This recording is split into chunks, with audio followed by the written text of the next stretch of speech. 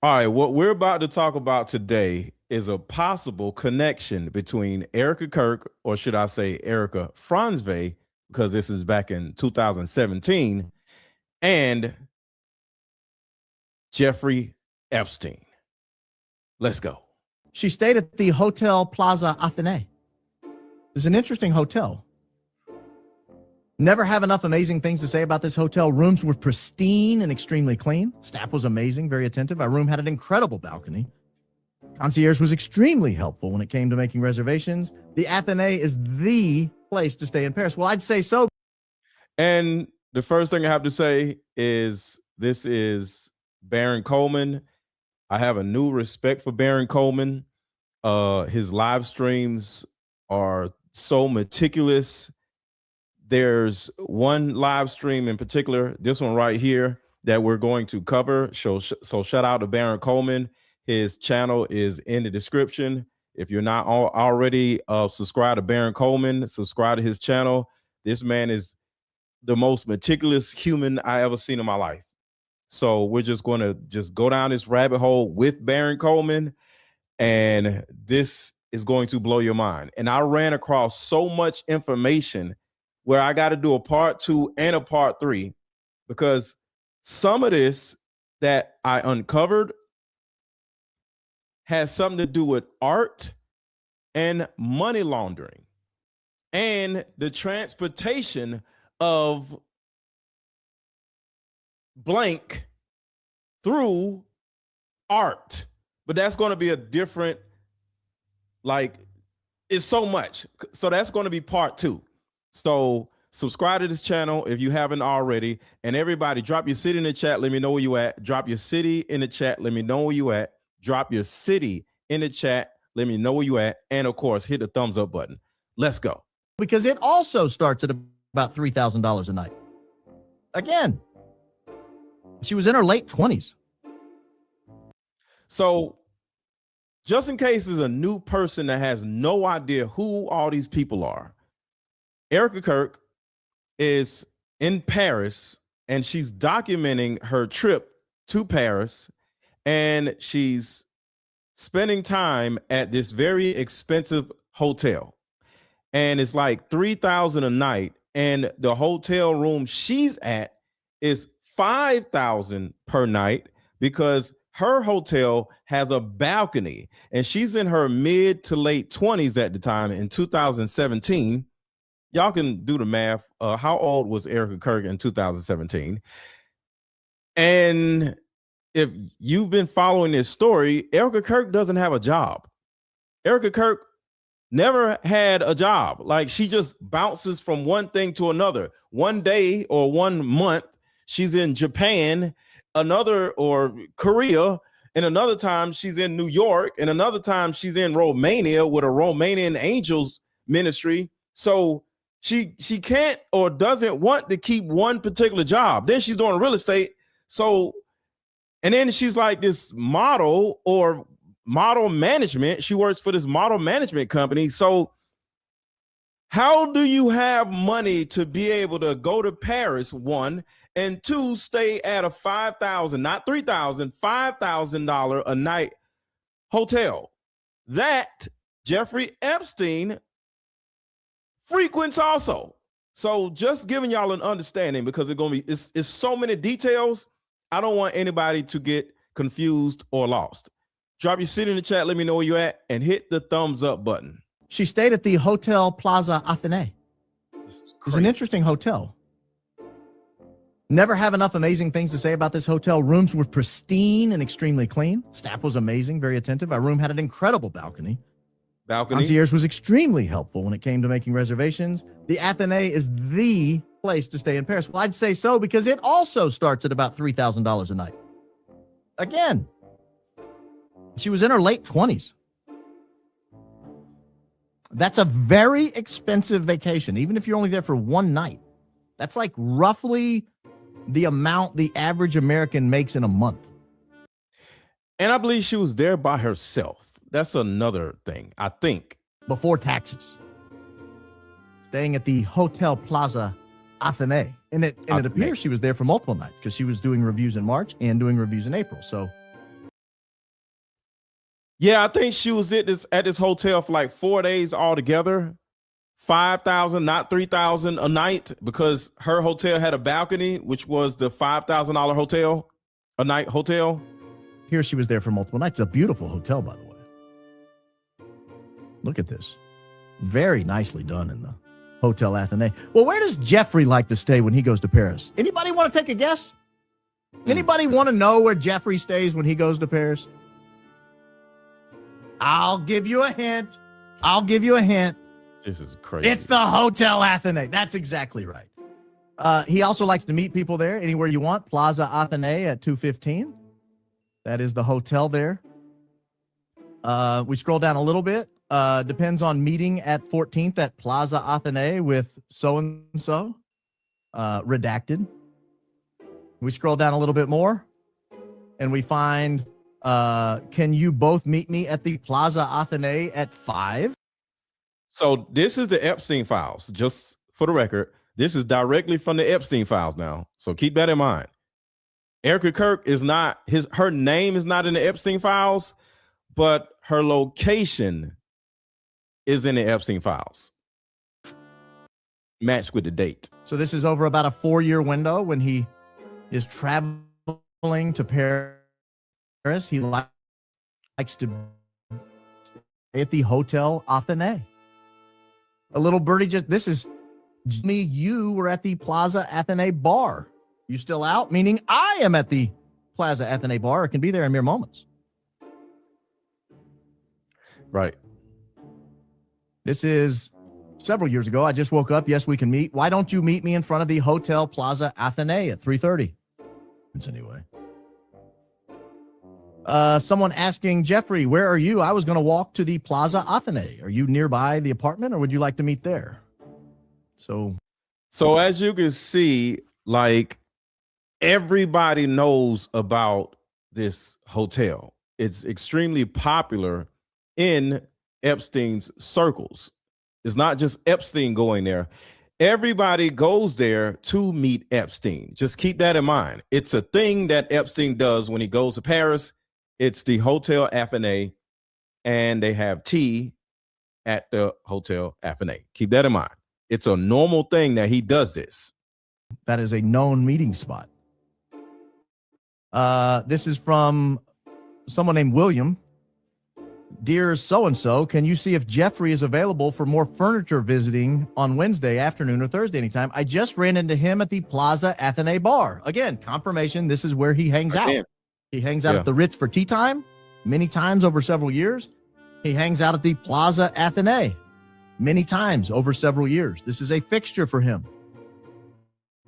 Also happens to be only.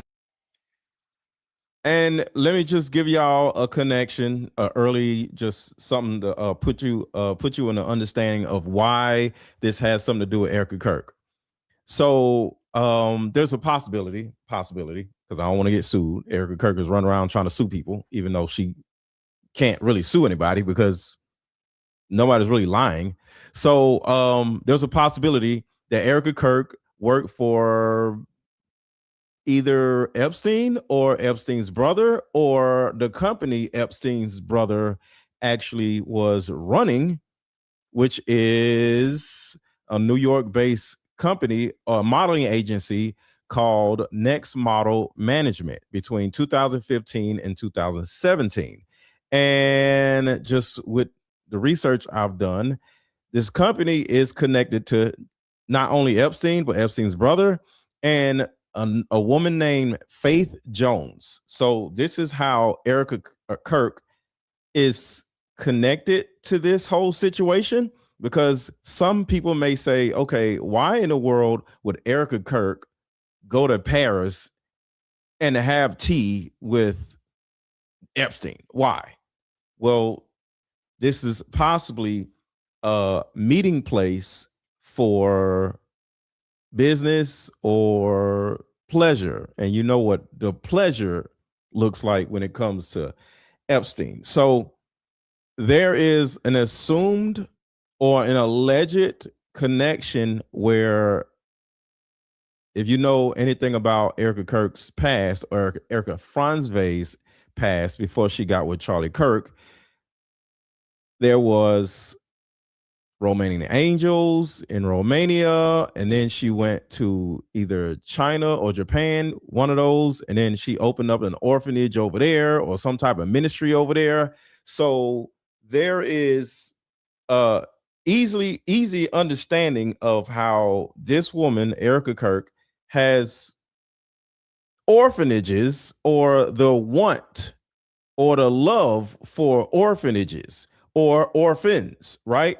So you have her with tadpoles over here in her past, recent past. You know, we're talking about 2015, 2017, not 2026. And then she's hanging out in Paris, allegedly with Epstein. So tadpoles, Epstein. Orphanage,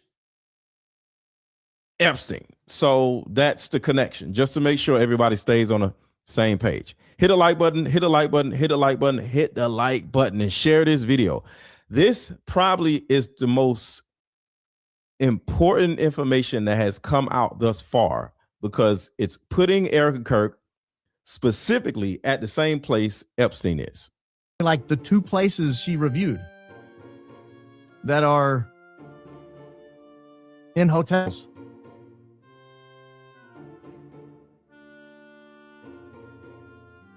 I think it's an interesting set of coincidences. I would not look at this and say, this is definitive proof that they traveled to Paris together or that they traveled to Paris to meet. I would never claim that. I think that would be reckless. But I would say, I think I would want to answer that if these facts were out there.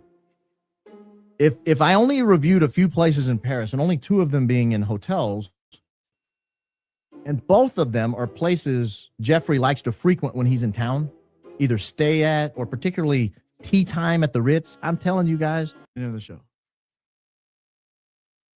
So before we keep moving, somebody in the chat, I was having a conversation with somebody in the chat. Shout out to Olivia. She said, I tend to think Erika is or was being blanked in order to be the next Ghislaine Maxwell. And if you look further into Jared Kushner, it's almost like he's the one to take over solely as Epstein if he dies, right? So Jared Kushner looks like the next Epstein. And I said this in the past also. And this is what I said to her. I replied to her by saying this.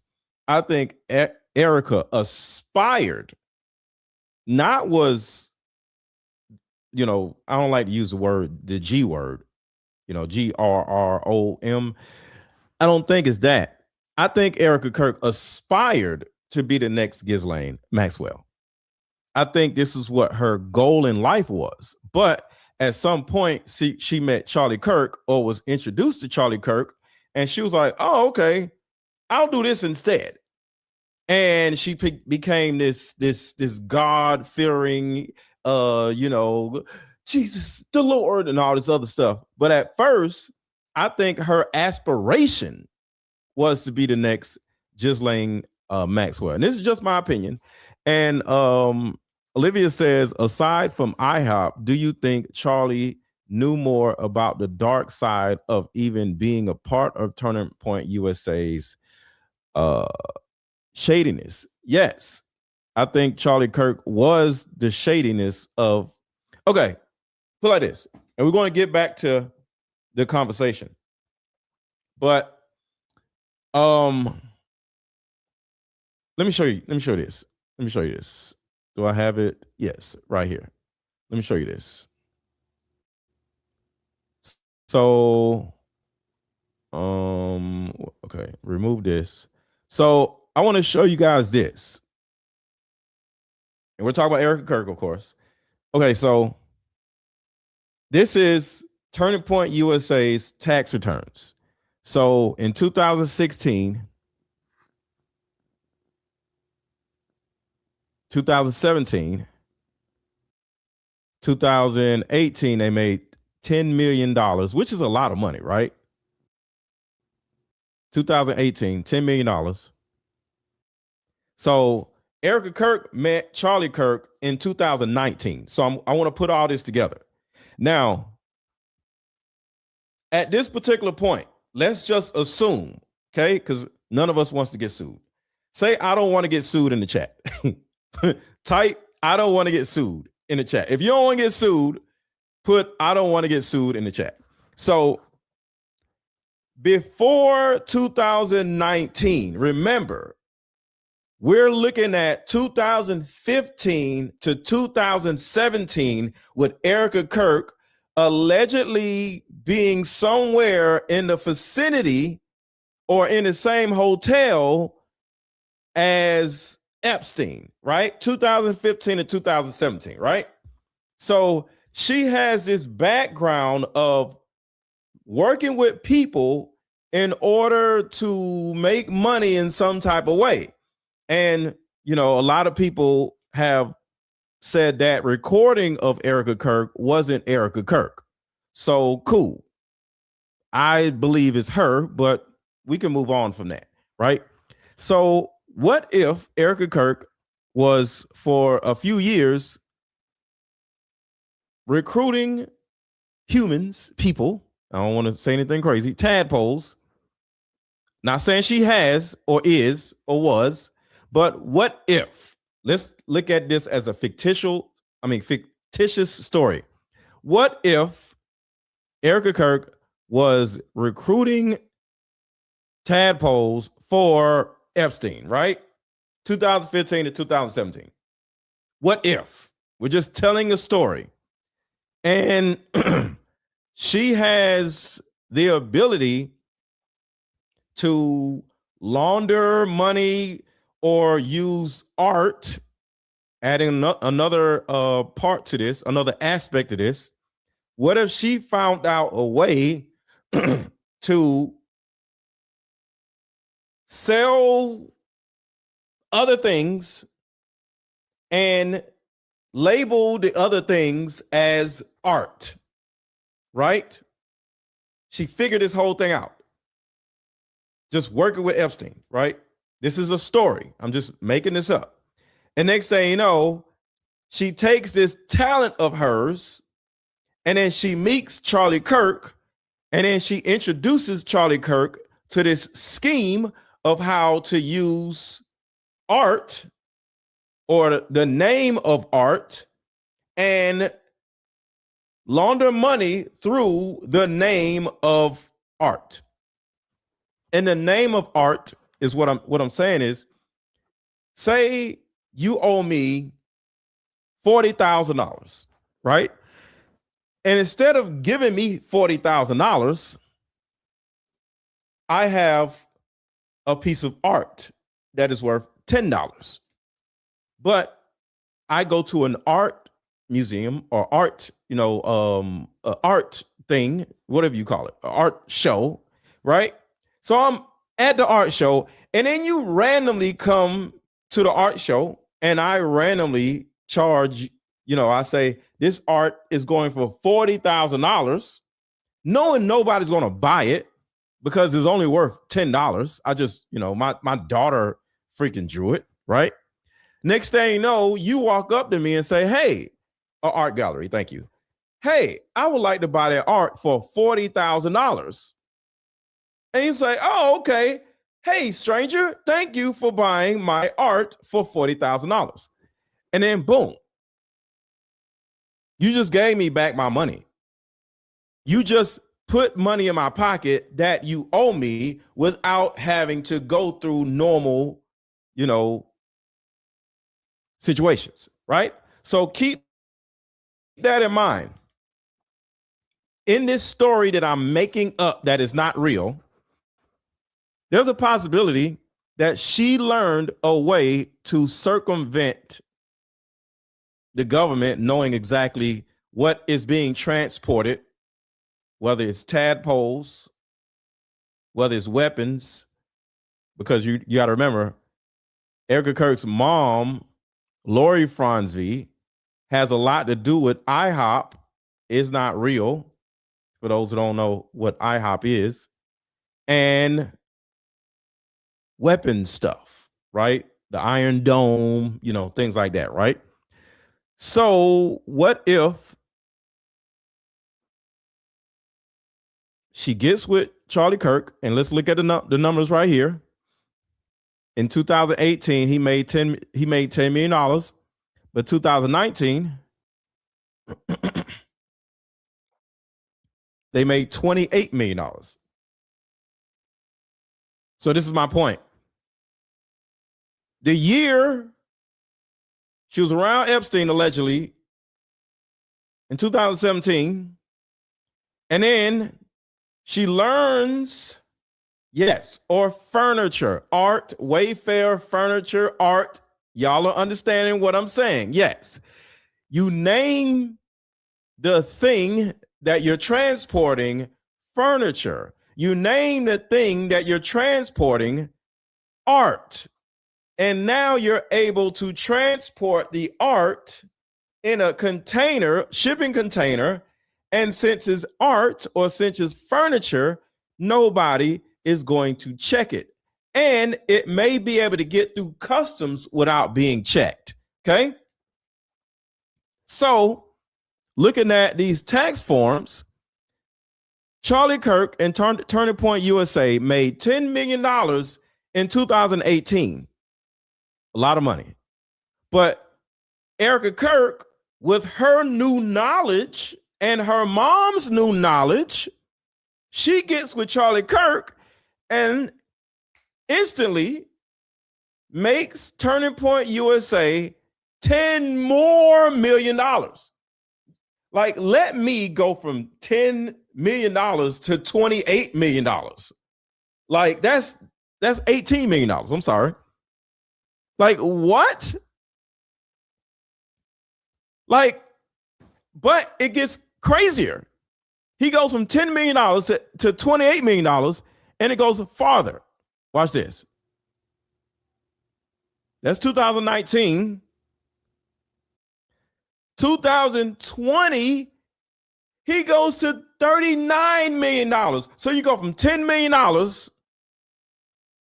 before Erika Kirk, and after Erika Kirk, you go to $28 million. And then a year later, you go to $39 million. And then, watch this.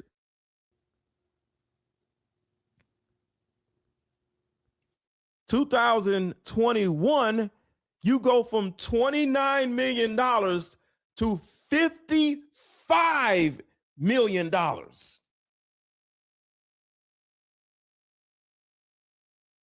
Now, a lot of you may say, well, you know what they say? The man who finds a wife finds a good thing. He got a wife, and she inspired him to go harder, to make more money. It could be that. He who finds a wife finds a good thing. No, I don't think so. Because in this situation, he who finds a wife finds a good thing, but then ends up dying. So I don't want to find a wife and find a good thing and make a whole lot of money and end up dead. So no. I don't want to go through that. That's something I don't want to go through. So $55 million. And I want you to think about this. How in the world can Erika Frantzve just come into this man's life and in less than 3 years or less than 4 years make her husband $55 million?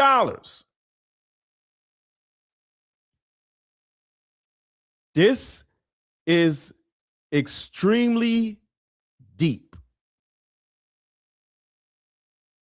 All right, so let's keep going.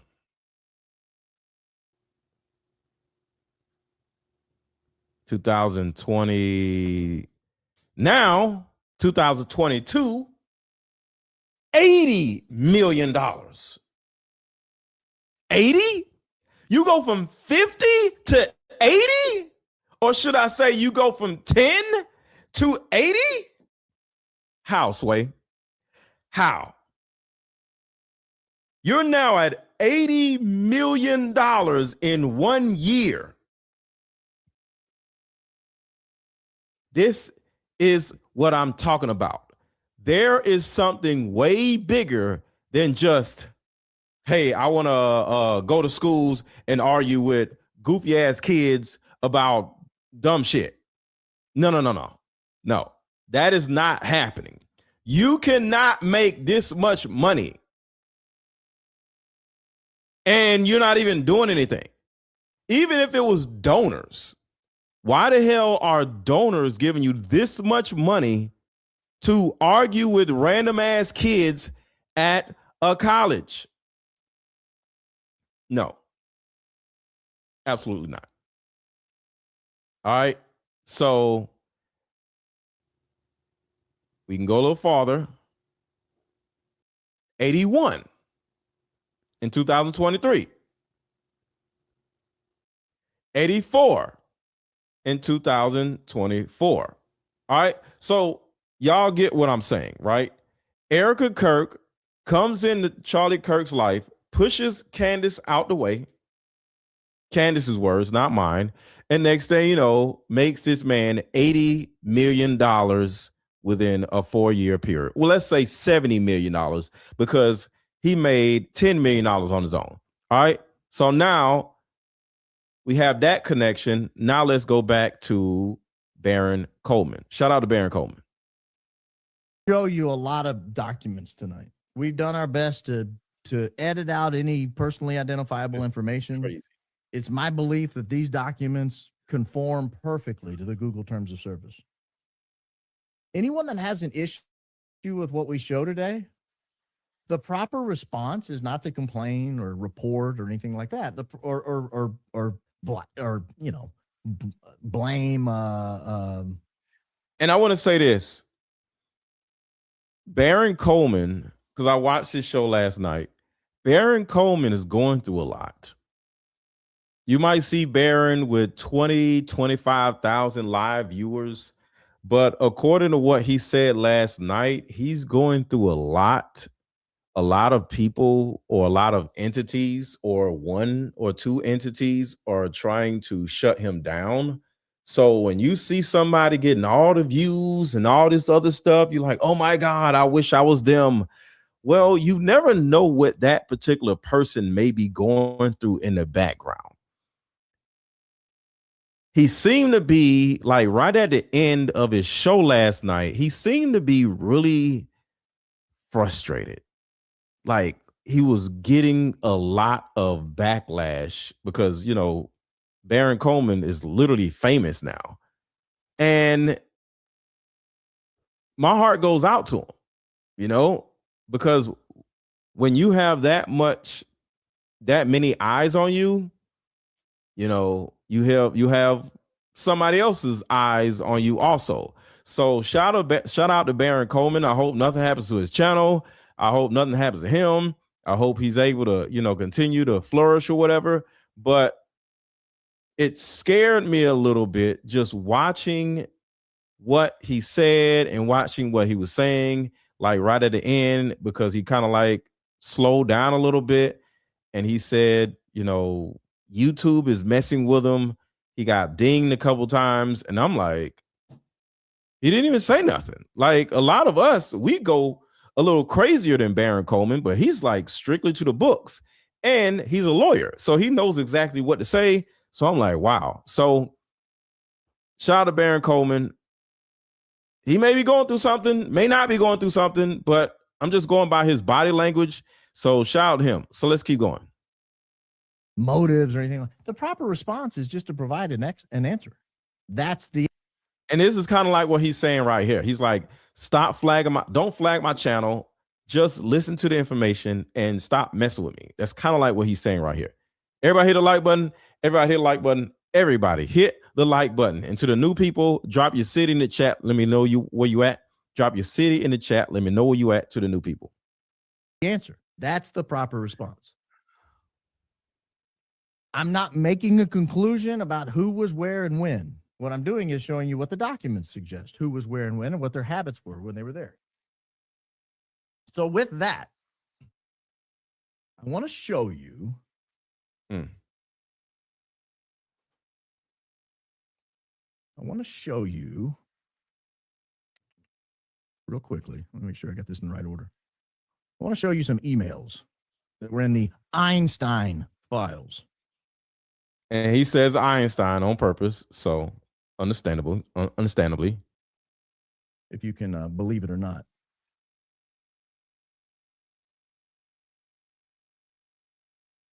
Where are the reviews? Oh, there they are. Okay, we're in order. This just in, a new way of healing is sweeping the country, and it's a card game called Like Mother, Like Daughter. This game is powerful. My favorite question was, if you could parent me all over again, what would you change? This card game has a mother deck and a daughter deck, so we both have questions for each other. These are some good questions. Do you think I'm a people pleaser? If so, where did I get this trait from? This card game actually helped my marriage, and the questions showed me that I still had unresolved issues with my mom, and I was taking them out on my husband. If you don't do anything else, buy this card game. You won't regret it. Click the link below. Like mother, like daughter, we are the same. You'll see when we play this game. Department has a whole section of their website dedicated to these files with a search engine. That's the Jeffrey we're talking about. Jeffrey. But here is an email from March of 2017. 2017, March. Those are both very key. Jeffrey plans to go to Paris early Tuesday, March 28th, for at least 4 days. 4 days. 4 days. We scroll down and we see that Jeffrey has now changed his plans. He no longer plans to go on Tuesday, March 28th. He's now going to leave on Thursday, March 30th. Well, if we do 4 days, March 30th is March 30, March 31, April 1, April 2. So he was there. So now we have dates. April 1st, April 2nd, and March 30th. What's up, Valerie? Partially in March and partially in April. That's going to be key in a second. Because we're going to look real quickly at a couple of reviews Erika Kirk gave of Paris. Remember, this is where Jeffrey's going. He's going to Paris for at least 4 days, starting Thursday, March 30th. So March and April. Here is a review Erika gave of the Eiffel Tower in March 2017. So we know, at least according to this, I can't put her there. I don't have, the evidence I have that she was there comes from her review of Paris. Her review was posted in May, but if you look at the highlighted portion, it was alleged to have occurred in March. And now we have a date of stay in April. This is a review on the Ritz Paris. And it says it's phenomenal for tea. Our main purpose for going was to have tea and a light lunch. April 2017, traveled as a couple. So we know Jeffrey was there in March and April of 2017. He was there at least 4 days. According to this, he was going to be there at least 4 days. We know he left on March 30th. So that's 30, 31, April 1, April 2. And we know Erika was there the same time period, at least in the same city. And at the same hotel, because we talked about that earlier already. At the same hotel. So the same date. So just imagine. For anybody who's just like, nah, that's crazy. Erika Frantzve, who allegedly worked back then for a modeling agency named Next Model Management. That's the first thing. She and Next Model Management is allegedly ran by Epstein's brother. All right. So she works for Next Model Management. Next Model Management is ran by Epstein's brother and co-founder Faith Cates. And she just randomly shows up in Paris having tea at the same hotel Epstein is at. And she stays at a hotel for 4 days, just like Epstein is. and Epstein is there at the same exact date. And the dates are factual, the dates, because one is in the Epstein files, and two, Erika Kirk documents them. Because you know how women love to go somewhere and they like to take pictures and document everything they're doing. So I don't have proof that they know each other. They may just randomly be in Paris at the same hotel at the same time, having tea at the same time, the same dates, everything. It may just be, hey, happenstance, right? But the dates are a fact. The dates are a fact because they come from her and they come from the Epstein files. So let me back it up just a little bit. So here we go. Starting Thursday, March 30th. So March and April. Here is a review Erika gave of the Eiffel Tower in March 2017. So we know, at least according to this, I can't put her there. I don't have, the evidence I have that she was there comes from her review of Paris. Her review. Her review was posted in May, but if you look at the highlighted portion, it was alleged to have occurred in March. And now we have a date of stay in April. This is a review on the Ritz, Paris. And it says it's phenomenal for tea. Our main purpose for going was to have tea and a light lunch. April 2017, traveled as a couple. Traveled as a couple. Travel as a couple. I wonder who the other person is. Traveled as a couple. Interesting. So we know Jeffrey was there in March and April of 2017. He was there at least 4 days. According to this, he was going to be there at least 4 days. We know he left on March 30th, so that's 30, 31, April 1, April 2. And we know Erika was there the same time period, at least in the same city. Paris in March and April of 2017. So they're there together.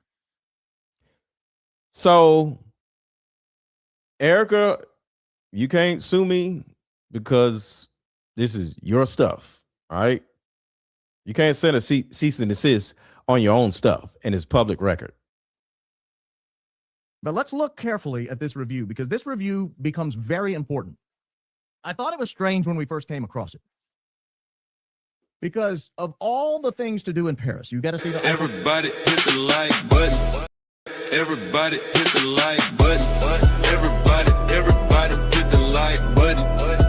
What? Everybody hit the like button. Do in Paris, I thought it was weird that someone in her mid-20s was having tea at the Ritz. And that's the only reason they were at the Ritz was to have tea. They weren't staying at the Ritz. They were there to have tea. And they traveled as a couple. I thought that's a weird couple thing, to be honest with you. And so it's stuck in my people have tea in Paris. Stuck in the back of my head. People have tea in But Paris. then you look at, well, what does Jeffrey like to do in Paris? Well, we've got lots of examples. Here's an example from a couple of months later where he's in Paris and he wants to meet somebody at the Ritz at 3 o'clock. And here's an example of the same month where he wants to have tea time at the Ritz. There we go. I've never heard of anyone on earth having tea time at the Ritz. There we go. This was, do you eat out? Would you like to have lunch tomorrow or a tea? How about tea time at the Ritz, Jeffrey says. And they're in Paris, just in case you didn't know. I'm in Paris till Wednesday. So they're at there. Now, here's a different time. That was in 2017. Here's go all the way back to 2014. So we're establishing a pattern now, a pattern in practice of what does Jeffrey like to do when he's in Paris? Well, one of the things he does is go to the Ritz and have tea. Here's one in 2014. Can you come to the Ritz around 5 p.m. and we will have tea? That's former Prime Minister Ehud Barak, by the way. And then you scroll down a little more. And this is Jeffrey talking to someone. Would you come alone at 8 to the Ritz? You don't have to bring anyone. I'll see you there at 8. This is an interesting email because it kind of shows a little bit about the types of things he does in Paris while he's having tea time at the Ritz. I wasn't feeling good, this correspondent says, that's typing back and forth with Jeffrey. I wasn't feeling good because I don't like what you're asking from me. I will try to find a way we're both happy. Jeffrey says, so let's forget it. Forget what? And then the correspondent says, you still want me to get you girls, don't you? Oh, there he goes. So Jeffrey likes to go to Paris to get girls, and he There you likes go. to meet people Tea. at the Ritz for tea. And Erika, is possibly, presumably, allegedly, the liaison that he connects with or was connecting with or may connect with every now and then in order to facilitate that for Epstein. Maybe. Allegedly. Don't sue me. That T. Somebody said, is T code for something? Is T code for something? I don't think so. I think they're having tea and they're in Paris at the Ritz having tea and they're talking about the business. You know, you talk business and have lunch or whatever. I don't even think it's cold. Thank you for the super chat, Coley Vibes. I appreciate you. So no, I think tea is tea, and they're just simply having a meeting at the Ritz, and they're just talking about business. What the business is, and who the two people are talking business with is the question, not whether it's a code. And it could be. You could be right. And he's now at the Ritz. This is multiple occasions. He's having tea time at the Ritz over many different years. So that is T is for tadpoles. That's hilarious. Kind of satisfies me on one of the things, because I thought, what a weird review Erika wrote about having tea time at the Ritz. That's not something most people in their mid-20s do when they're on vacation. That sounds like something. All right, so now y'all are sparking my interest. I mean, we know they use food as code words. So hold on, let's see. If pizza is, hold on, I'm gonna mute because I don't want no problems off of YouTube. So I'm gonna mute for a second. Let's see.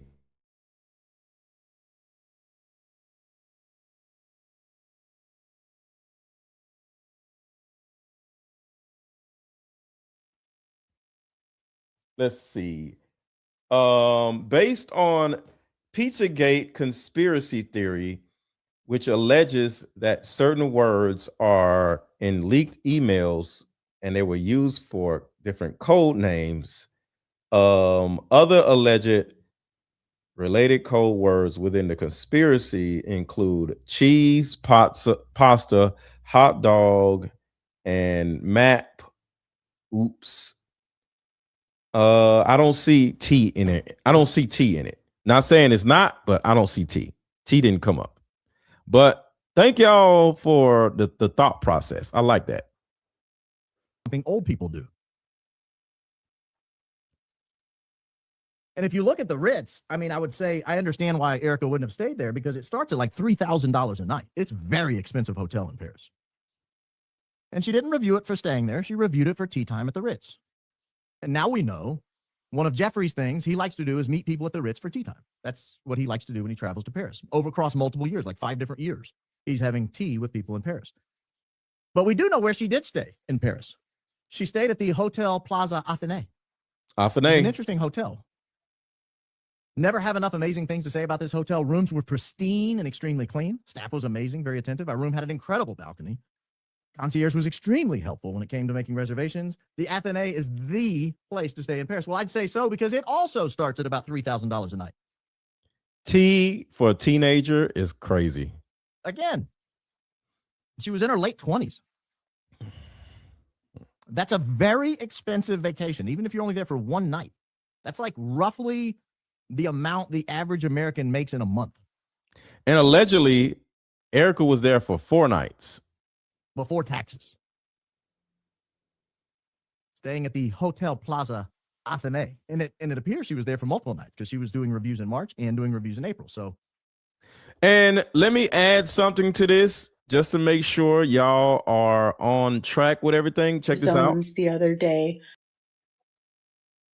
Erika Kirk's New York City real estate. Okay. So remember Erika Kirk. I'll just play it. I'll just play it. She'll explain everything. This is the Manhattan madam, and she was a madam for a certain amount of years. She actually went to prison for what she did, just being a madam. She didn't do anything heinous, but she's kind of like in the world. So listen to her. I was watching Candace Owens the other day, trying to make sense of Erika Kirk's New York City real estate career, wondering how Erika was put in charge of a group of Romanian models when she has no prior real estate experience. I Right. used to be a madam. I ran a high-end escort agency in Manhattan. I'm just the right person to add some perspective on this. Back in the day, I employed hundreds of signed models. In fact, many of them were from Eastern European countries. I normally worked with women who were in their mid-20s, so by the time most of these women had reached the interview with me, they were already considered old by modeling standards. In most of the interviews, these women told me stories of being picked up from their home country, recruited in their teens, being groomed, being brought to New York, put in small apartments, given limited money, and So let's break that down real quick. The timeline. Somebody like Erika Frantzve and her mom, not them, but somebody like them, because I don't want to get sued. They're in Romania, right? And they have this Romanian orphanage, right? And all of a sudden they have this school full of orphans. And say they have somewhere like 72 orphans. That's a random number, 72. And they're working with the military in order to give the orphans Christmas gifts for whatever reason, which makes no sense, right? And then they go from raising, keyword, raising the orphans, because, you know, when you're a certain age, you can't really do certain things.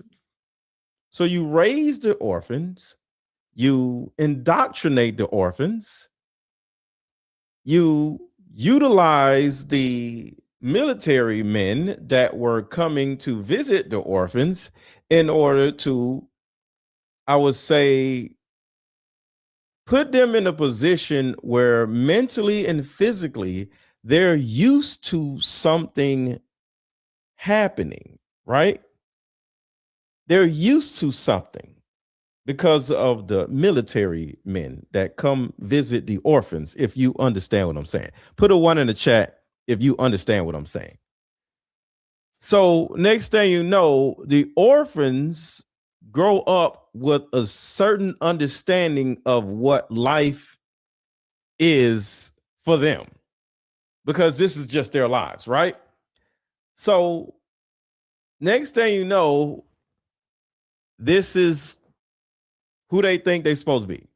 They think they're supposed to do this, whatever this is, with this person, and this is what they are supposed to do in life because they are raised in that type of world, right? So by the time they turn, I don't know, a certain age, they then now travel from the pretty ones, of course, from Romania to America and to New York, right? So there is somewhat of a connection from an orphanage. You know, when you're 5, when you're 7, when you're 9, you get put in a position where your belief system changes through religion and through physical interactions, you know, just, you know, I don't want to say certain things. And then when you're ready, you're flown out to New York to do this. back in the day, I employed hundreds of signed models. In fact, many of them were from Eastern European countries. I normally worked with women who were in their mid-20s, so by the time most of these women had reached the interview with me, they were already considered old by modeling standards. Mid-20s is old in modeling standards. So we're looking at the orphans that are like 7, 10 years old. You know, they over there. And then they come to America as models as, I don't know, whatever age, because I don't want to say a certain age, right? And then after they age out of the model world, they go see women like the Manhattan model, and she now brings them into full-blown P-wording. In most of the interviews, these women told me stories of being picked up from their home country, recruited in their teens, being groomed, being brought to New York, put in small apartments, given limited money, and then being forced to go on potential fashion jobs, potential bookings, go-sees, whatever they're called. They would get to some of these, and some of the expectation was that they do schmexual favors, that they had to sleep with people in order to get booked. Now, a lot of times they did these things and they still didn't get booked. So stop right there. To think this is normal, it has to be normal in Romania. See, it's a normalization. Sex is normalized, or your body being traded for something is normalized. So in Romania, that's kind of like where the training possibly happens at. And then after a certain amount of normalization, training, belief system work through religion, possibly, you know, Erika Kirk is very religious, right? The Lord said, do this. Charlie Kirk, you know, all this stuff, right? And then once they're in this new environment in America, one, they're probably happy to be in America. And two, they have a belief system that I am expected to do these things for money. All right. By the time they were interviewing with me many years later, they would tell me all of these stories. They actually would say to me, we want to make money off of this because we're already used to this world. We've been exploited for a decade. Now we want to take our power back. I know that sounds weird, but many of them. See, I want to take my power back. I've been doing this for free for 10 years. From age this to now age this. I don't want to say the ages. I've been doing this for free. Now I want to get paid for it. Thought of working for me as taking their power back from an industry that had robbed them of their childhood and all of their power. I understood this is what fashion is about. Now, I would think someone like Erika Kirk, who has risen to the title of Miss Arizona, who has years and years of fashion experience, that she understood this too, because there is no possible way that a man didn't approach you asking you to get the girls to do him some kind of favor. That is 100% the norm in that world. In fact, it is even the norm in politics, because I've been working in politics now for 16 years. When I first started, many men asked me if I still had girls. Many men, the hosts of TV networks, political advisors, candidates, elected officials would ask me, do you still have girls? Can you send some to my house? Can you do a party for me? Can you put some at my event? That was the norm. Even though I left that world behind, that was still the request. Maybe that's just how men are. Maybe that's just how men with power are. But I think Erika Kirk would know this, since she's been running in powerful circles and trying to clout chase, I don't know, for decades. Don't let anyone So just giving y'all an understanding of how the pattern looks. Want to give y'all this. No, let's just keep going. I got so much. Let's see. I got so much. Here she was there for multiple nights. It's a beautiful hotel, by the way. All right, so we're back at the hotel in Paris. Nicely done in the Hotel Athénée. Well, where does Jeffrey like to stay when he goes to Paris? Anybody want to take a guess? Anybody want to know where Jeffrey stays when he goes to Paris? I'll give you a hint. It's the Hotel Athénée. That's exactly right. He also likes to meet people there anywhere you want. Plaza Athénée at 215. That is the hotel there. We scroll down a little bit. Depends on meeting at 14th at Plaza Athénée with so-and-so. Redacted. Thank you for the super chat.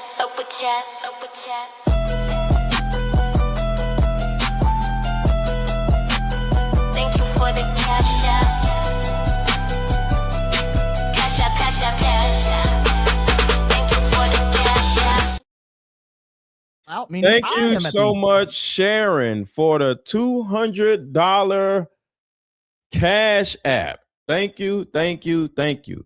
Shout out to Sharon. Thank you so much. Watching from the clouds. Thank you. I appreciate you.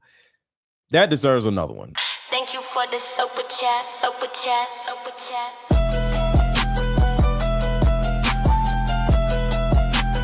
Thank you for the cash app. Cash app, cash app, cash app. Thank you for the cash app.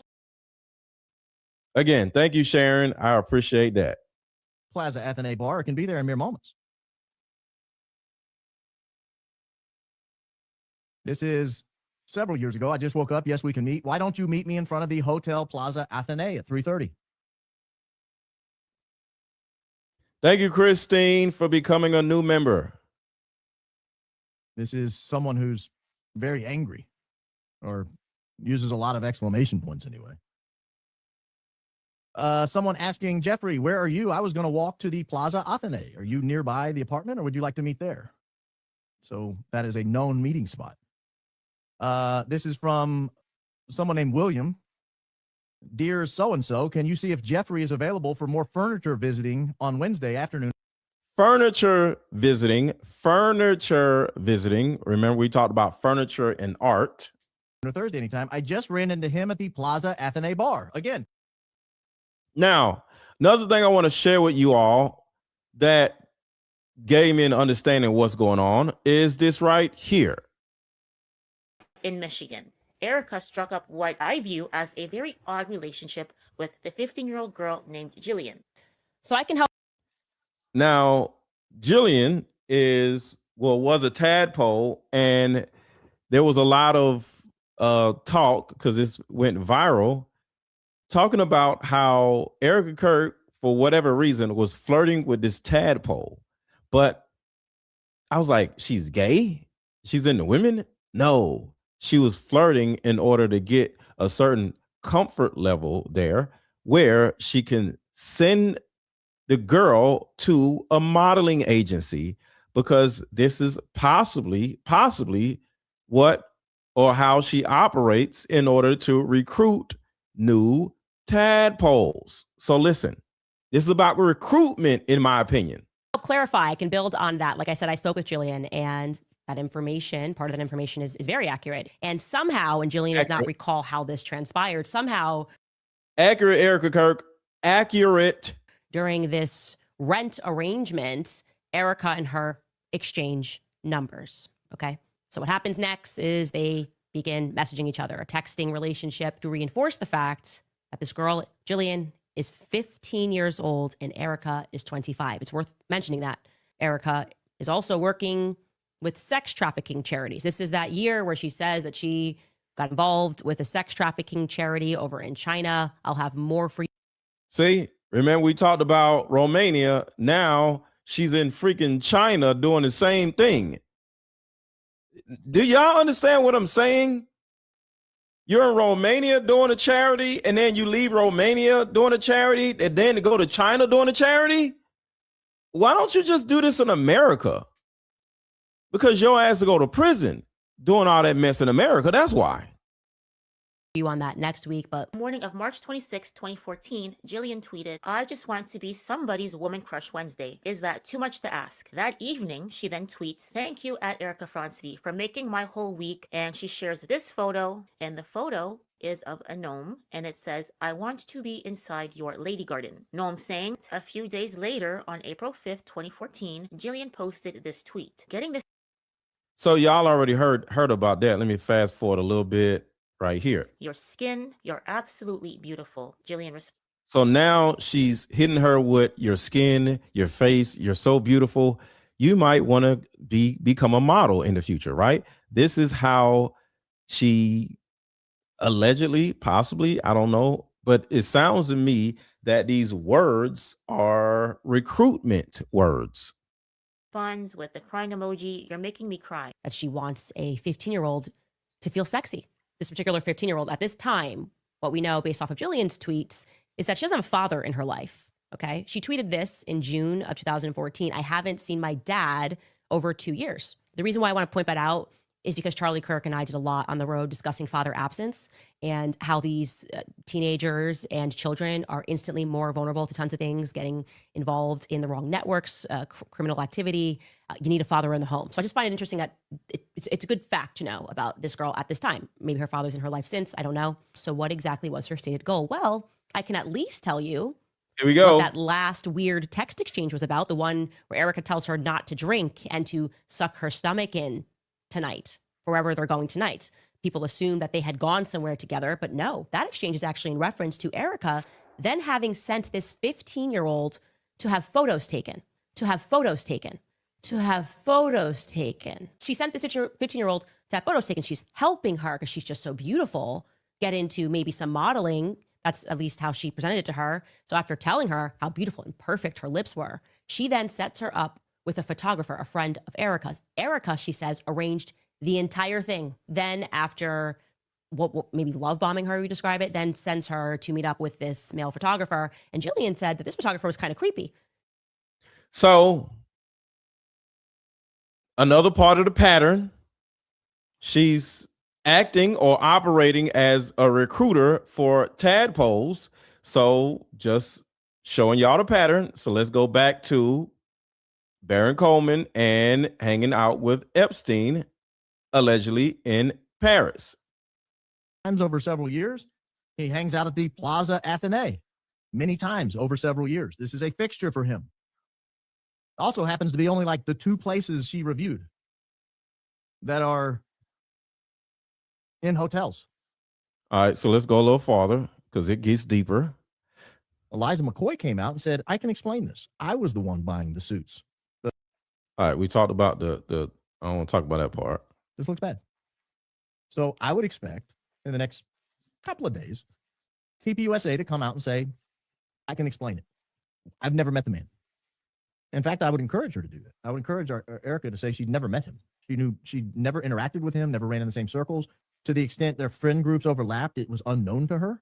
I think that would be a very smart thing for her to say. I'm not calling on her to say it. I'm not demanding she say it. I'm not asking for anything from them. But I think it would be smart because this is the type of fact pattern that gets out of control. This is the type of fact pattern that grows. This is the type of fact pattern that keeps people digging into the past, keeps people questioning. And to the extent it goes unaddressed, this is the type of fact pattern that creates real problems for her ability to effectively lead TPUSA. Because it doesn't matter where it was. Just know it's either a work-related account. My joke, that's Charlie's. And a text message with Candace. But it's... All right, we're moving forward. It's unmistakable when you see her name and an email address. So we have redacted these, lest anyone at YouTube get upset. We've redacted these. We've made it so that nobody can complain. But I want to show you these email addresses for Ms. Frantzve. Because it's a lead us, because when I saw this, I wasn't sure what to make of it. Here are a list of emails from this document. There's Erika.Frantzve at whatever, and we've redacted it because it doesn't matter where it was. Just know it's either a work-related account or Gmail or something like that. Erika at whatever, Frantzve at whatever. And then one is we don't believe it's associated with her at all. It was a completely different name. I have no idea how it ends up in a report like that. Actually, I don't know that there was a Gmail. I think it was a Yahoo maybe or a Hotmail or something. But anyway, all of them are unmistakably her because look at the name. It's like hard to reconcile that that's not her. And then I saw this one at the bottom that says Windhaven Group. Uh-oh. It's her. I'm telling you guys, if I unredacted that, you would know definitively it's her. I don't want to unredact it because it's possible it's still a live email account. And I don't want to cause her spam or trouble or anything like that. But I'm telling you, I'm vouching for the fact that that is her name in here in some capacity. Maybe a name and a number, but it's her. And I thought Windhaven Group, the hell is Windhaven Group? All right, so everybody drop popcorn emojis in the chat. Drop popcorn emojis in the chat. Now we're about to go down a different rabbit hole. This Windhaven Group, you won't believe who it's connected to. Quick commercial break, and we'll be right back. This is about to get crazy. This just in, a new way of healing is sweeping the country, and it's a card game called Like Mother, Like Daughter. This game is powerful. My favorite question was, if you could parent me all over again, what would you change? This card game has a mother deck and a daughter deck, so we both have questions for each other. These are some good questions. Do you think I'm a people pleaser? If so, where did I get this trait from? This card game actually helped my marriage, and the questions showed me that I still had unresolved issues with my mom, and I was taking them out on my husband. If you don't do anything else, buy this card game. You won't regret it. Click the link below. Like mother, like daughter, we are the same. You'll see when we play this game. All right, here we go. This is about to get crazy. I never even heard of Windhaven Group. Windhaven Group. So I had to go looking for Windhaven Group. I had to go looking for Windhaven Group. I'll come back to that one. And I found where our friend Candace had actually talked about the Windhaven Group before. Here is what our friend had to say, and it will kind of set up a springboard for the rest of the investigation. So listen to what she says here. Rothstein family. Now, you will remember Erika at this time was living with Nicole Rothstein, and it is a fact that Nicole Rothstein did work in real estate, not at the Corcoran Group, but she has a long career in real estate. She went to school for real estate, and she currently runs her own real estate company. And her father, Alan Rothstein, Erika is extremely close with him. She calls him uncle. He was the chairman, might still be the chairman of Windhaven Real Estate. And Right there. So let me add another connection to the Rothstein family right here. Erika Kirk, his widowed wife, has risen to become the CEO of Turning Point USA, which is one of the most powerful political groups in the United States. Shout out to James Lee. Her past, the modeling, the reality shows, the dating, despite claims to the contrary. But there's something we overlooked last time. The roommate who she mentioned. What I'll say is when I lived out here, I was here for 5 years. I never dated here because I saw vicariously through my roommate how terrible it was. So who was this roommate? Well, turns out her roommate is not just some random person. It is actually a family member who is going to unlock for us an entire family tree that upends her well-curated image and potentially expose her connection to a complex network of financial fraud, casino gambling, and foreign influence, allegedly. And before we dive in, I just want to say that everything I'm about to tell you is verifiable. It's in the public domain. You can look it up for yourself. None of it is speculation. This is Erika. Everybody drop popcorn emojis in the chat. Drop popcorn emojis in the chat. Drop popcorn emojis in the chat. Drop popcorn emojis in the chat. Kirk, then Frantzve, with her roommate at the time, Nicole Rothstein. Merry Thanksgiving to So that's the Rothstein last name that is connected to this company. Remember, Rothstein. you. Merry Thanksgiving to you. Merry Thanksgiving to you. And Nicole Rothstein, as it turns out, is her cousin. How do we know that? Well, she responded to this clip featuring Erika Kirk talking about her Shabbat Shaloming. And she responded by saying, quote, as her cousin, who is fully Jewish, half of her family is Jewish. While she herself is a Christian, she has celebrated many Jewish holidays with our side of the family and highly respects the Jewish religion. You can see the name and handle, Nicole Rothstein. Now, I'm glad I archived that because if you go and look for that Nicole Rothstein account right now, I'm pretty sure it's no longer there. Now, Nicole Rothstein's father is a guy named Alan Rothstein, who you could see in this Instagram post is sitting next to her. And Erika Kirk writes, there's something powerful about God's strategic planning when it comes to the people he has surrounding you. How blessed I am to have individuals like Uncle Alan in my life that are filled with spirit. Now, this is where things start to get pretty interesting because the next logical question would be, who is this Alan? Uncle of hers, Alan Rothstein? Well, I was able to find this SEC document that lists one Alan P. Rothstein, and I've confirmed that this is the same person. And here it describes him as a member of the board of directors of this company called Innumerable, which will come up later. So remember that name. He's also owned another company called Shazoom LLC. Remember that as well, a business funding company. And from 2002 through 2007, Mr. Rothstein was the co-founder and chairman of a company called Nano Dynamics Incorporated. Now, it sounds all pretty impressive, but as it turns out, with a little bit more digging, Mr. Alan Rothstein, Erika's uncle, may have been quite the sketchy guy. For Nanodynamics, it looks like he was sued in bankruptcy court. And from what I'm told, in bankruptcy terms, when a trustee sues a director or a founder like Alan Rothstein, it is believed typically that person may have taken money out of the company improperly before it collapsed. And then remember the company Innumerable, which he served on the board of directors. That was apparently a penny stock that traded on the OTC markets before also going bankrupt. And then there's this company Shazoom LLC, which if you remember is a business funding company. And all right, so y'all get the understanding. Alan Rothstein is adjacently connected to the mafia, to the Jewish mafia. So I didn't want to go too far down that rabbit hole, but he is connected adjacently to the Jewish mafia. So let's keep going on this. And yeah, like I said, this is what she wrote about him. So this is the company. Our friend Candace had actually talked about the Windhaven Group before. Windhaven Group. Here is what our friend had to say, and it will kind of set up a springboard for the rest of the investigation. So listen to what she says here. Rothstein family. And you will remember Erika at this time was living with Nicole Rothstein, and it is a fact that Nicole Rothstein did work in real estate, not at the Corcoran Group, but she has a long career in real estate. She went to school for real estate, and she currently runs her own real estate company.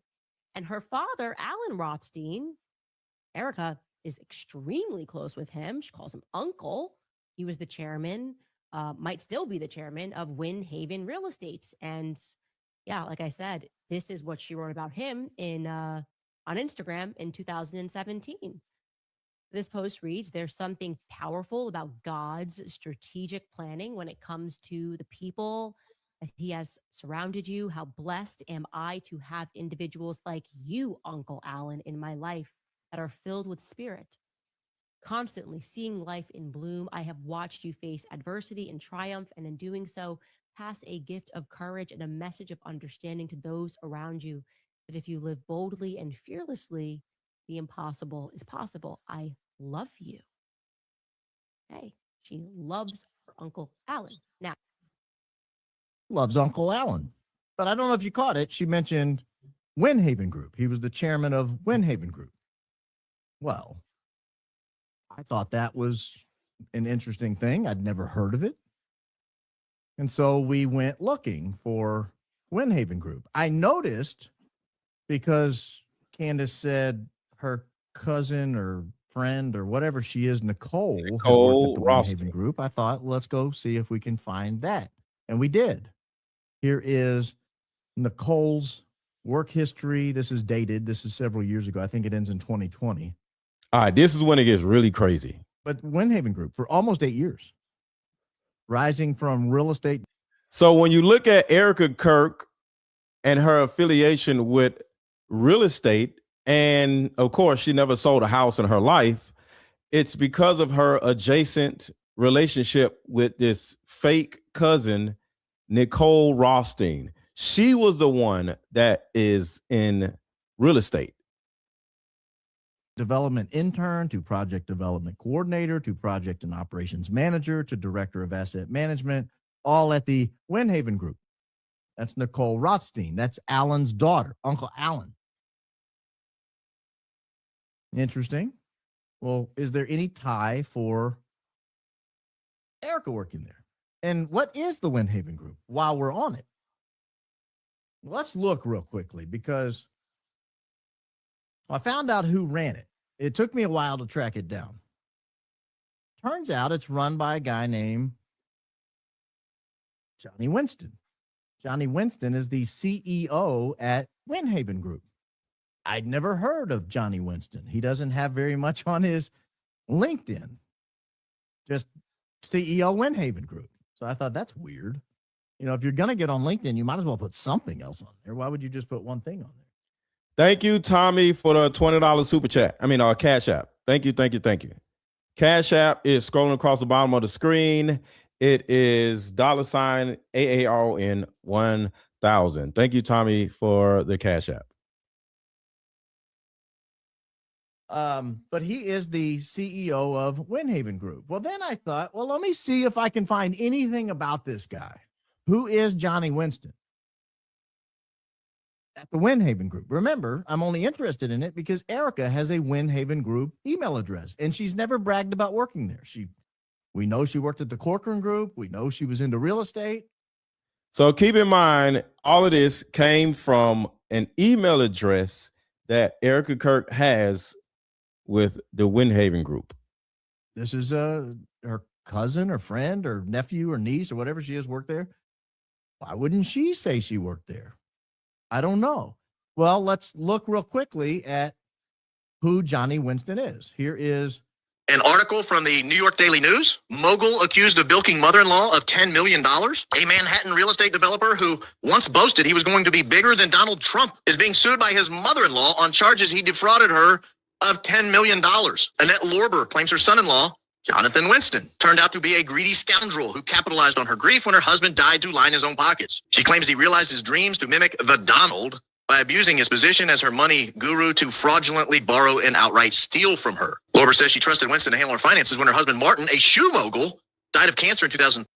Now, listen to this with understanding, because he's going to kind of like go out in the weeds on this, but just stay with me. Stay with me. Listen to this and stay with me. 3, never thinking he would rob her blind. He used the gains to amass investment properties from West Hampton to Manhattan. Remember, our friend Erika stayed in a property in Hampton the summer she was on Summer House. I don't know if it was the same house or not. Could have been, could have not been.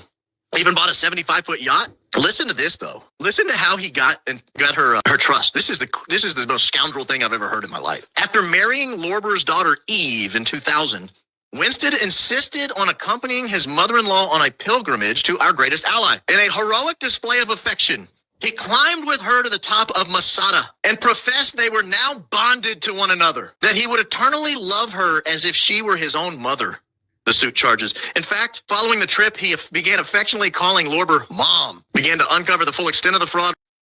This is a fraudulent situation. So he's frauding this woman, and because like I said, he goes a little in the weeds a little bit, but stay with me. When her daughter contemplated divorcing Winston last year, she learned he'd forced her daughter's name on numerous documents in connection with Windhaven dealings, and then said, I'm not allowed to make any comment. Guys, that's low down and dirty. I can't even begin to contemplate. You prey on the woman's religion. You climb to some, I don't know, I've never heard of the mountain, but apparently it's an important mountain over in our greatest allies' territory over there. And he climbs to the top and says, now we're bonded together for life. Give me $10 million. That's crazy. Holy mackerel. So that's who we're dealing with. That's the CEO of Windhaven Group. That was the CEO of Windhaven Group. Now, you might think that's probably the scummiest thing this guy's ever done. So the correlation is the CEO of Windhaven Group. And the person that was working for Windhaven Group is Erika Frantzve along with Nicole Rothstein. And so putting all together. Put a 1 in the chat if y'all are keeping up. Put a 1 in the chat if y'all are keeping up, because I don't want to miss it. I don't want anybody to be like, wait, what? Who? What? Surely. No one does anything worse than that. I mean, maybe. Because here we have a New York Times article. Officials say stock scheme raised money for the mob. Investigators who charged 20 people in Remember, I talked about the mafia, right? That's the reason why I played the Jason Lee video, because Rothsteins are connected to the mafia, the Jewish mafia. Together for life. Give me $10 million. That's crazy. Holy mackerel. So that's who we're dealing with. That's the CEO of Windhaven Group. That was the CEO of Windhaven Group. Now, you might think that's probably the scummiest thing this guy's ever done. Surely. No one does anything worse than that. I mean, maybe. Because here we have a New York Times article. Officials say stock scheme raised money for the mob. Investigators who charged 20 people in stock fraud scheme yesterday outlined a plot straight out of Hollywood, alleging the 20 had worked with the Gambino crime family to bilk thousands of investors out of more than $50 million, fraudulently selling stocks at inflated prices and threatening anyone who wanted out. 2 of the principals, Hunter Adams of Atlantic Beach, New York, Michael Ryder, Merrick, New York, are known Gambino associates who actually manage the brokerage houses. The other major participants, not minor players here, major participants in a scheme that is alleged to be with the Gambino family, an alleged scheme allegedly with the Gambino family. The other major participants are Greg Adams, Jason Cohen, Robert Mangiarano, and Jonathan Winston. There's our friend Jonathan Winston. There you go. That's what I'm saying. It takes a second, but there's the correlation. The Colombo crime family and the Gambino crime family are 2 of the biggest crime families like in history. So, and all of this is adjacently connected to not only Erika Kirk, but Epstein. I'm assuming it's the same one. Lives in the same place. That's crazy. A $50 million stock fraud scheme with the Gambino crime family. Well, surely, knowing all of this, no one would ever want to have anything to do with this guy. Well, no, this was back in 2001. Like, this was known. All right, well, let's see what else we have here. Who is working at Windhaven? Well, funny you should ask, Alan. It's Uncle Alan. He's the chairman of Windhaven RE. Uncle Alan Rothstein. That's our friend Alan. Uncle Alan. Uncle Alan Rothstein right there, the chairman of Windhaven RE. Remember, this is the same Windhaven where Erika has a Windhaven Group email address. I'm starting to put together, perhaps, a plausible explanation of why she never mentions this part of her past. That's adorable, lovable Uncle Alan. And we go back, just to remind you, this was on Candace's show here, but I'll show you the screenshot again, unless you missed it.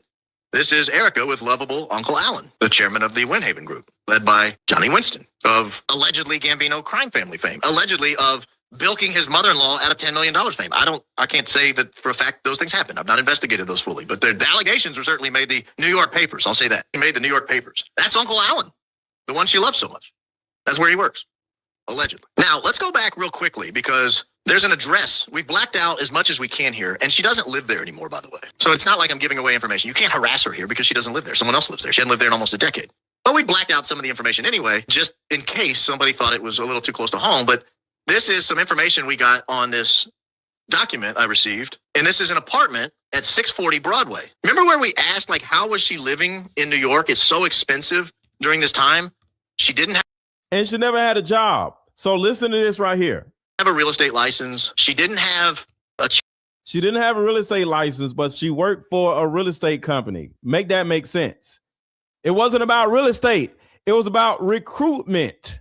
Charity that was producing any real income. The proclaimed streetwear was not yet organized. It wasn't yet operational. Like, what was she doing for money? New York is not a cheap place to live. I'll submit to you that this apartment is on the market, when it goes on the market, for over $10,000 a month. It's a very expensive place to live. And so you start digging to see who owns this apartment that she supposedly lived in. Well, here's what we find. You'll never guess who owned the apartment. According to Bob Neckall, chairman of the brokerage company.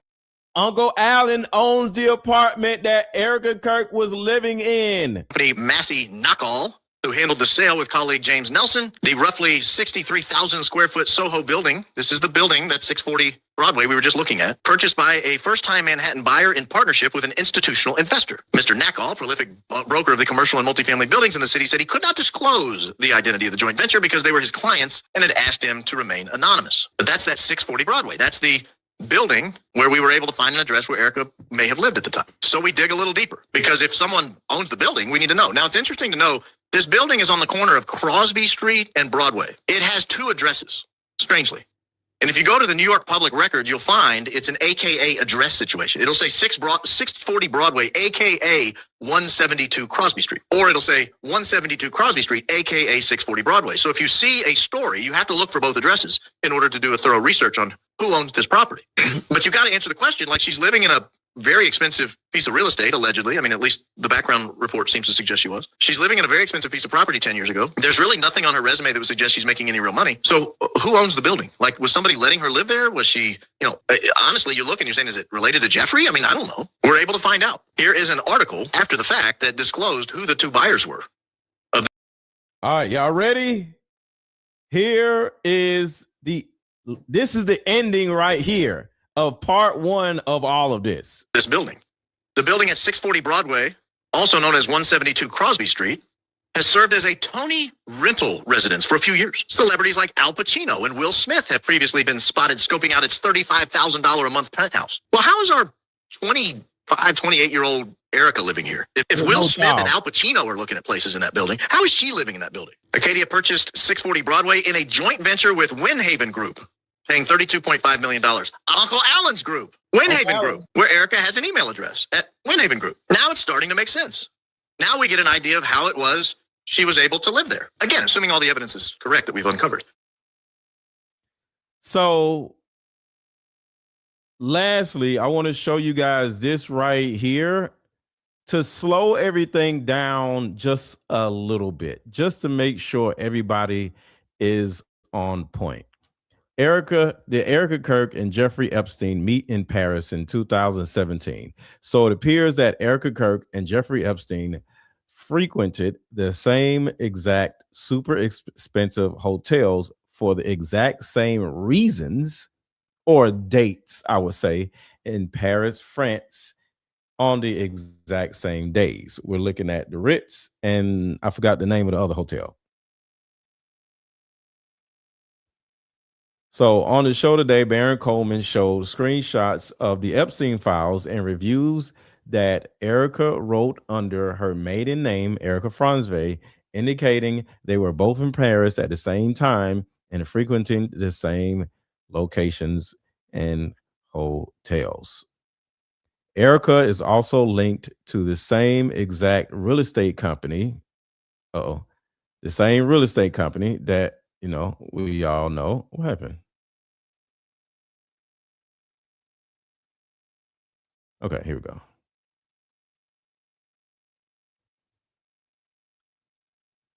Okay. Let's go move forward. Okay. Erika was also linked to the same real estate company and modeling agencies that Epstein frequented in Manhattan. It's all coming out, folks. Brace yourselves. Give it a second. So this is, and what I'm doing now is just a synopsis of this entire show. So as you can see, this is Jeffrey Epstein and the Epstein files. Good idea. Can you come to the Ritz around 5 p.m. and we'll have tea or some drinks together. And this is William Esseling.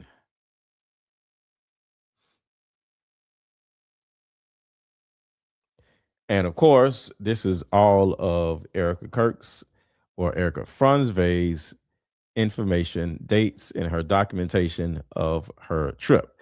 Date of experience, March 2017. Our main purpose for going was to have tea and a light lunch, just like in the Epstein files.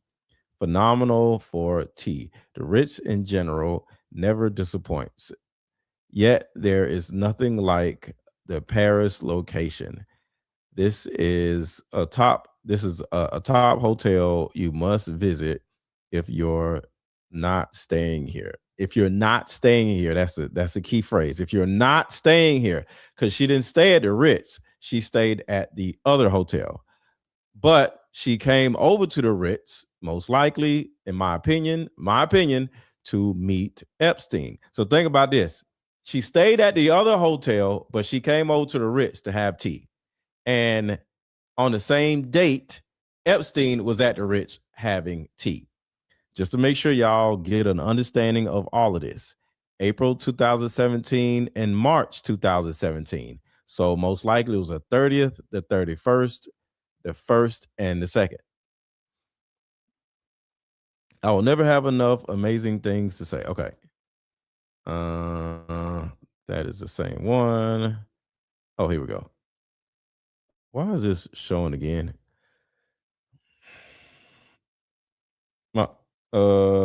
Let's see. Is there any other ones? Okay. So yeah, so that's it. That's it. I just duplicated that by mistake. So this is part 1 of this particular Baron Coleman series. Tomorrow's series, 12 o'clock, 1 o'clock tomorrow, I'm going to break down the art exhibit play. And that right there is going to be absolutely crazy. Because, like I said, when you look at how Turning Point USA, how Erika Kirk, how these disgusting people are actually making money or allegedly laundering money. Not saying and Erika Kirk is laundering money. I'm saying people out in the world launder money through art. And we're going to talk about that tomorrow. Does anybody have any questions or comments y'all want me to answer to all of this because I know this was a lot. Does anybody have any questions or comments? Because I know this was crazy. So drop a question, drop a comment about this, and I'll be able to answer it to the best of my ability. I'm going to play this in the meantime. Kirk began the Romanian Angels Project in late 2012, early 2013 through to 2015. And obviously you have seen all the TikToks describing the scandal. And what is Hunter's paintings? What do you mean Hunter's paintings? Can you elaborate on Hunter's paintings? What is that? Explain that to you just to kind of separate the myth from the facts of this. I'll tell you what the facts are. The facts are that Erika Frantzve established the Everyday Heroes Foundation, which was supposed to help children in need. That was established in Arizona under Erika's mother's name, Erika Frantzve. What they decided to do, as charities do, is that they develop certain projects and certain missions, and what spun out from Lori's charity was the Romanian Angels Project. And they got this deal with the military. They worked with the military in Romania to help orphans, okay? Now, it is a fact that they worked with, at that time, Colonel Otto Buscher. Colonel Otto Buscher was then accused of running a brothel with young children. So I'll stop right there because I don't want it. I don't want no problems with YouTube. So you get an understanding of what is going on, what has been going on, and we're going farther and farther down the rabbit hole on how they were to accomplish this legally, because nobody has went to jail, nobody has went to prison, and on top of that, for those who don't know, I think a lot of y'all do know, but say yes or no in the chat if you're aware that if Donald Trump did not become president, are you aware that Charlie Kirk was going to go to prison? Yes or no in the chat. Were you aware of that? Were you aware that Charlie Kirk was going to go to prison if Donald Trump did not become president? Are you aware of that? Because if not, I'll talk about that tomorrow also. So y'all were not aware of that? Okay, I thought a lot of y'all were aware of that. Let's see.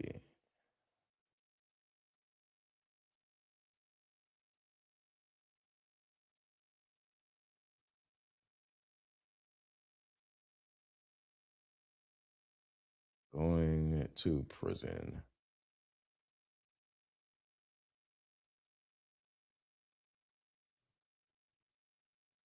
So do you think murderers should go to jail?